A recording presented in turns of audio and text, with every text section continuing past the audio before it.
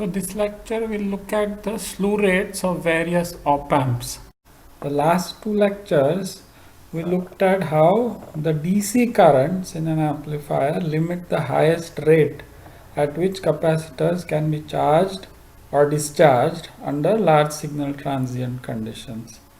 Now we'll look at determining this slew rate for various op-amp configurations. Like we did in the last two lectures, to simplify our analysis, we'll assume that all MOSFET capacitances are small compared to the externally connected capacitors. Alright, so let's start with the simplest differential amplifier, a common source with a mirror load, actually a mirror load and a source load are different analyses. So we'll start with mirror and then do the source load. So let us assume that for t less than 0, Vin1 and Vin2 are VDD by 2. Let's also assume that all the transistors are in saturation and that the output DC voltage is VDD by 2. Alright, that's an assumption, maybe through common mode feedback or whatever, and that the DC currents in both the arms are equal. We will also assume that for t greater than 0, Vin2 is kept the same, VDD by 2, and we will switch Vin1, right? So we'll switch Vin1 either higher or lower and analyze those two cases. So first case, let us analyze if Vin1 is suddenly switched to VDD at t equal to 0. So now for t greater than 0, this voltage is VDD, this voltage is VDD by 2, and as we had analyzed in lectures 21 to 24 when we did various types of differential amplifier DC cases, if one voltage is VDD and another is VDD by 2, this transistor will switch off, no current will flow through it. So now the M5 has only M1 to carry its current, and therefore all the current of M5 will flow through M1. Let's assume that current is 2ID. So this current now, the current in M1 becomes 2ID. Earlier it was ID for t less than 0. So this is 2ID. So M3 is 2ID. So M4 is 2ID. Or is it? Let us think.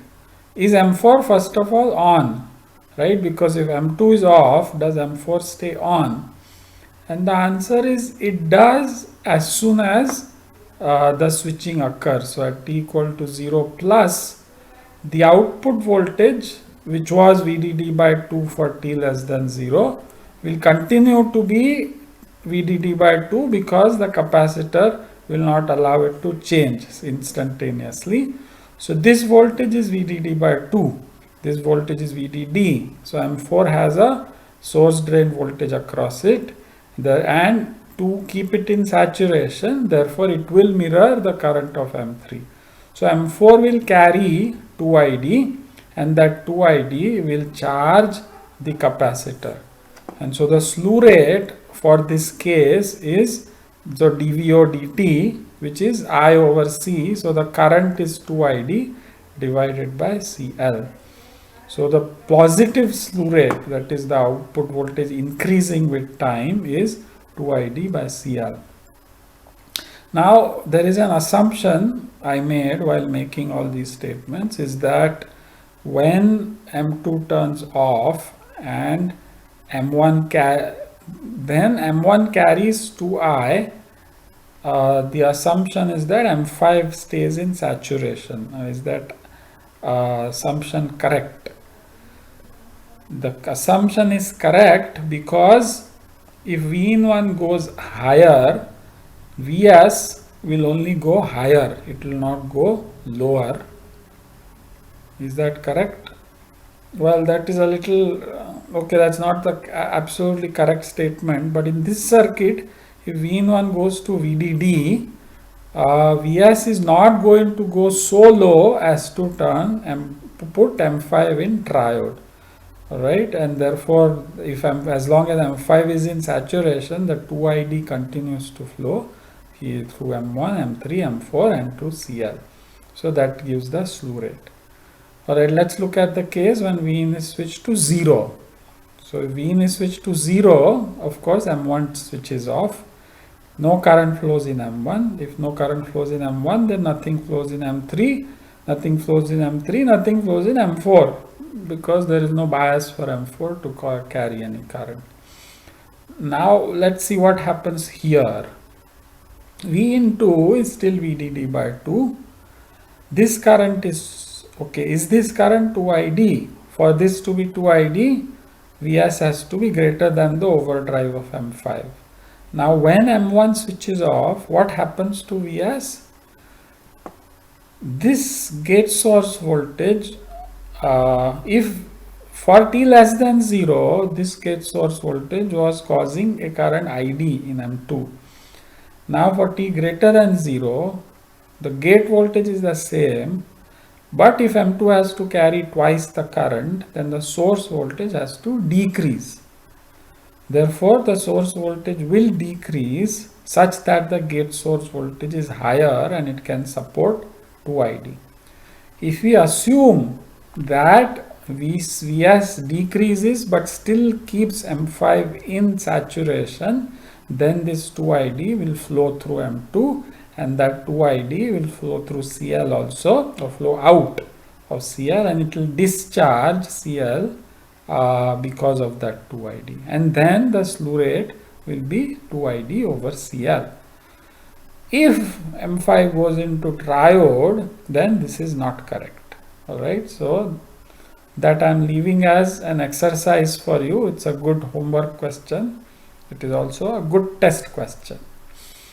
Alright, when one designs these circuits, when one designs a differential amplifier, this will be one consideration, to design such that M5 does not go into triode when V1 is switched, alright, because you want the slew rate to be as high as possible, 2ID over Cl. If M5 goes into triode, this current becomes smaller and that current appears here and the slew rate will be smaller. Alright, let's look at the differential amplifier, the source load instead of a mirror load. Same thing, we assume input for t less than 0, both the inputs are VDD by 2, both the outputs are VDD by 2, and all transistors are in saturation. For t greater than 0, we assume that the gate of M2 is kept at VDD by 2, it's not changed. V in 1 will switch to either VDD or 0 and analyze. So let us do V in switch to VDD. So again, like the previous case, M2 will switch off, it will not carry any current. Now, whether this 2ID flows here or not, we don't care, because all we are interested is in finding the slew rate. So we want to know what is the current supplied by M4 to charge Cl. Now, because there is no mirroring and this is a gate voltage, a DC voltage connected to M4, what happens to M3, M1 is irrelevant. And we say if M2 turns off at t equal to 0 plus, VO2 is still VDD by 2, therefore M4 is in saturation. It supplies its saturated drain current, which is ID. We have called this ID. So ID will charge the capacitor. So the slew rate in this case is ID by Cl, which is half of the slew rate of the mirror load circuit. So a current source load has a slew rate that is half of the current mirror load circuit, right? So that is a one advantage of the current mirror load circuit. All right, let's see if Vin is switched to 0. If this is switched to 0, M1 switches off, all the current in M1 will flow through M2. So 2ID will flow through M2. Again, assuming that M5 stays in saturation. So we'll keep assuming that M5 is in saturation. So 2ID flows through M2. But in this case, VO2 is VDD by 2. So M4 is still conducting its own saturation current. So this current is ID, it is flowing down. This current is 2ID flowing down. So the current leaving the capacitor will be ID. That ID plus that ID make up 2 ID. So the current discharging the capacitor is ID. So the slew rate is ID by CL, the same as it was for the case 1. So in this circuit, the slew rates, the positive and negative going slew rates are equal, and they are both equal to ID by CL. All right. So the telescopic cascode differential amplifier, the analysis is only slightly more complex, but it is more or less identical to what we just did for the simple differential amplifier. So I am leaving it as homework to you to show that both the telescopic cascodes, the one with a mirror load and the one with a source load, both give the same slew rates as the simple differential amplifier. What are the slew rates? The slew rates are basically, so for the mirror load, where is it? This one, mirror load. The slew rate is the tail current divided by CL. For the source load, the slew rate is half of the tail current divided by CL. And the same will be true for the telescopic cascode also. So you please do this yourself and convince yourself that this is true. Let us look at the folded cascode, because this is, in fact, I would say this is the most complex of the cases, the 4 cases. So let us think about this. So again, let's assume the for t less than 0, the inputs are 1.5 volts each. VDD is 3 volts. Let's assume that the output is also 1.5 volts. Let us keep Vin2 constant at 1.5 and switch Vin1 either to 3 volts or 0 volts. Now note that this circuit, the way I have drawn it here, is different from a very similar looking circuit in Razavi's book in figure 9.75. So his analysis is different from the analysis we'll do just now, which is actually good because his analysis complements what we'll do here. Okay, so let us switch. Okay, so let us switch Vin to VDD at t equal to 0. So I've not drawn the figure because this figure is too big to fit with all the comments. So let's just think about it. So Vin1 is switched to VDD. Vin2 is still at VDD by 2. So let's assume that M2 turns off. That's a good assumption. Now, therefore, M1 carries, well, the currents in M1 and M11 are equal. Let us assume that M1 carries 2I, which is also a good assumption. So now this current is 2I, so that current comes from M4. Now M4, okay, let me backtrack. So I'm assuming that for t less than 0, the currents here are I, and here it is 2I. The currents here are also I and I. Therefore, the currents here are, so in M3, one current goes to M5, which is I, and another goes to M2, which is I. So the total current is 2I. And similarly for M4, half goes to M1 and half goes to M6. So these two currents are 2I. All right, now so we have switched Vin1 to VDD. M1 is carrying 2I. M4 supplies 2I. So one possibility is that the entire 2I from M4 flows through M1 and nothing flows through M6. Or what is the other possibility? That M6 still carries I, M1 carries I, and M11 carries I. But for M11 to carry I, M11 has to go into triode, which is unlikely to occur because of the source voltage probably being higher. But I am leaving that as an exercise to you to prove that M11 will stay in saturation when M1 goes to 3 volts. I mean the Vin1 goes to 3 volts. Alright. But for now I am assuming that that is the case. So this is 2I. 2I from M4 goes to M1. M6 carries no current and it switches off. For that to happen, actually what has to happen is that this voltage at this node has to be lower than VG5 plus the gate source voltage of M6. Alright, so this will have to go low. I'm not doing that analysis.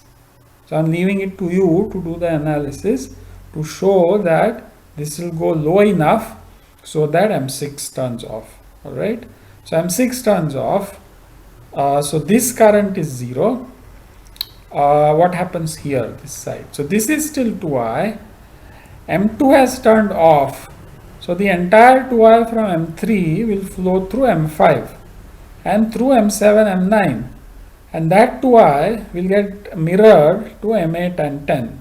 So M8 and 10, M10 will carry 2I down, and that will discharge Cl with a current of 2I. Alright, so the slew rate in this case is 2I by Cl. Okay, but there are lots of assumptions here. As I said, this is not an easy circuit, it's a little complicated circuit. So we said that this is 2I and M5 now carries 2I when M2 is off. Now what is the requirement for M5 to carry twice the current? Its gate source voltage has to increase, which means this node, the source voltage of M5 has to increase. The gate is fixed, source has to increase. Now when the source increases, it should not increase so much as to drive M3 into triode.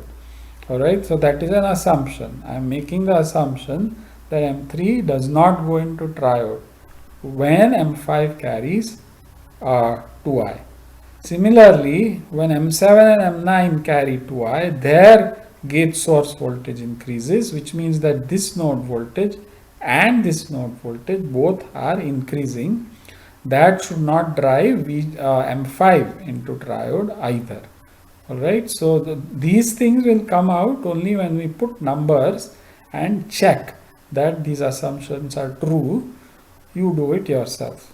But with these assumptions, the slew rate will be, or the capacitor will discharge with a current 2I flowing out of it and through M8 and M10.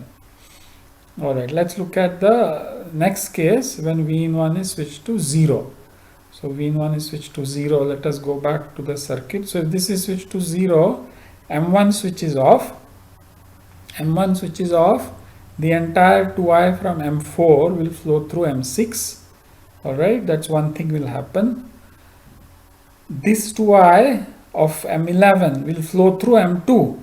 Again, assuming that M11 stays in saturation. So if it does, then M2 carries 2I. So that is 2I. That 2I is supplied by M3. So the 2I of M3 flows through M2. M5 carries no current. M7, M9 carry no current. They will switch off. Or in other words, again, this source voltage of M5 will be low enough so that the source gate of M5 is less than the threshold voltage. And then M7, M9 are off. Nothing is mirrored. If M7, M9 are off, M8, M10 are off, they carry no current. The current in M4, M6 is 2I, and that will charge the capacitor. So CL will charge at 2I and the slew rate will be 2I by CL. With all these assumptions, alright, if any of these assumptions is not true, then the slew rate will be different. Okay, so that is this is 2I by CL. So what I am asking you is now that you do as homework different scenarios where the assumptions that we just made in analyzing the circuits are not all correct. Alright, so I am giving you 3 cases to analyze. You think of probably 2, 3 more to analyze. So for case 1, where V in 1 is switched to VDD, what happens if M1 stays in saturation? So let's think about this. What is happening? When this goes to VDD, if M1 stays in saturation, what that means is that this source voltage is not going low enough, and therefore M6 will not turn off. Maybe. Alright, so that's the case I am asking you to analyze. Okay, so I should backtrack and say that what I had assumed while analyzing is that M1, when V in 1 goes to VDD, in fact, VDD is a high gate voltage, right? So the drain voltage is going to be lower than the gate voltage, and that is why M1 goes into triode. It carries 2I, because its gate source voltage is very large, but it goes into triode so that this node voltage goes low and turns off M6. So consider now as homework the case if M1 does not go into triode. And one way of doing that is to say, well, V1 does not switch to VDD but to a voltage lower. So we had assumed V1 to be 1.5.